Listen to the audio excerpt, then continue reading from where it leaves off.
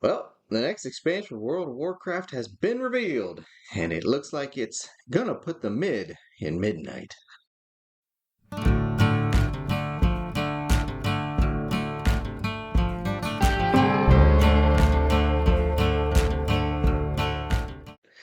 Hey there, y'all. Welcome back to the show. It's Wednesday, and y'all know what time it is. It's time to talk about the addiction.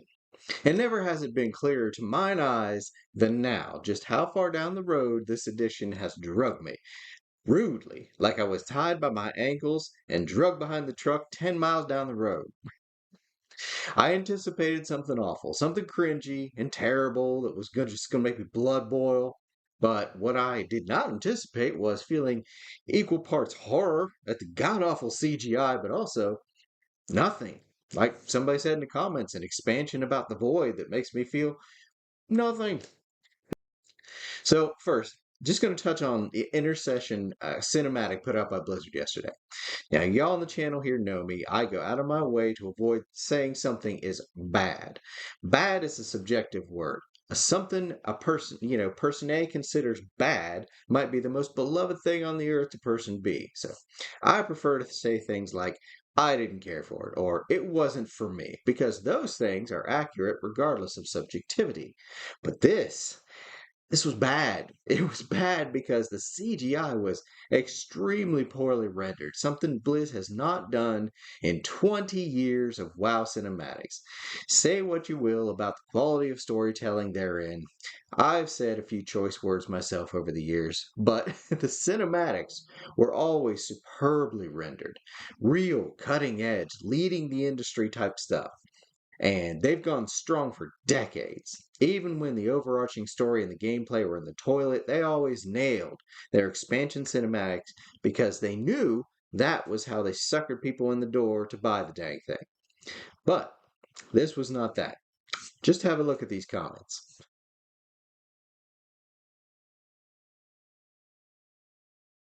And there are thousands like this. The comment sections of both the official WoW version and the one over on IGN are both being blown up. Folks ripping this crap apart. I took a moment to look at both sites just to be like, oh my God. And I'm just so relieved that I'm not the only one feeling that way. I'm glad that there was some validation of my feelings there because I felt like I was off in left field, just being like, whoa, this looks awful. This is terrible. What's going on? So and I didn't want to drive too deeply into the specifics of this train wreck, nor did I actually want to call the thing a train wreck, as I don't want to insult the train. But the Blood Elves not having their iconic glowing eyes, whatever happened to Leadrin's face, the absence of any other race, class, or creed helping fight the void, most notably Lorthamar's dang wife, who just happens to be an uber powerful Nightborn mage that could open portals to summon in reinforcements. But I digress. But the one thing I wanted to make sure I mentioned was that when Liadrin somehow summoned reinforcements through the Sunwell, don't look at me, I didn't write the script. It wasn't anyone that would have made the crowd go wild. It was a monumental moment that did nothing and went nowhere. Like no Tyrion Fordring, no Uther the Lightbringer, not even Vindicator Marud. No, it was just like that one comment I'm still laughing myself to tears over. It's just a bunch of dudes. It's so good. Oh man. On the flip side, I dig Lorthamar's line. You can't even break one elf. That was pretty cool. I like that.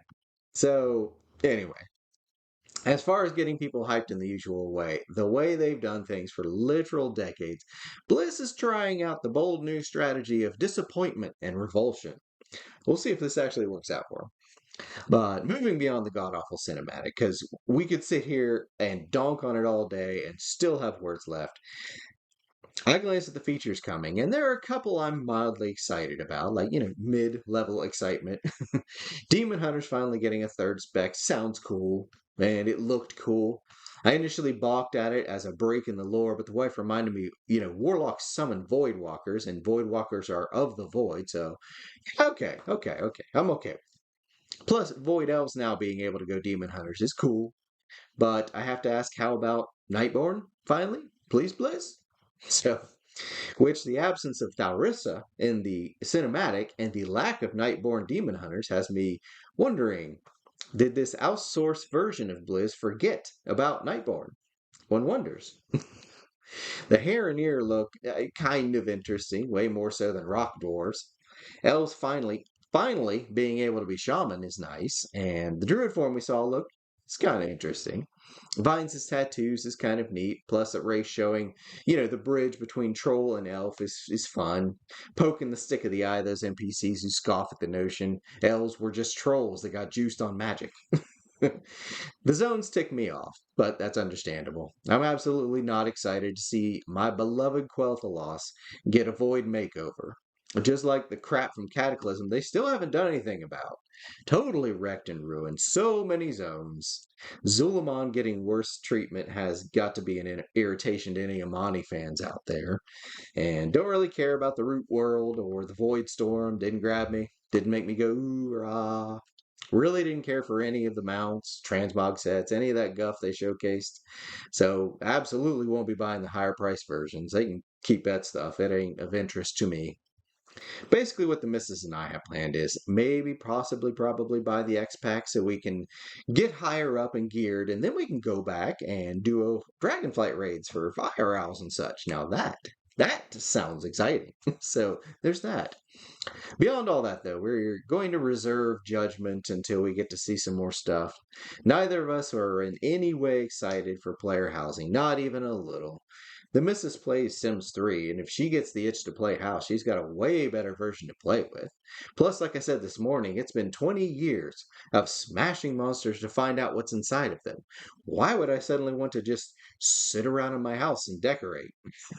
I want to go on an epic adventure. I want cool looking gear and cool looking spells and jaw dropping combat and fun. Not playing house. We own a house. I play house every day when I have to sweep or do the dishes or mow the yard.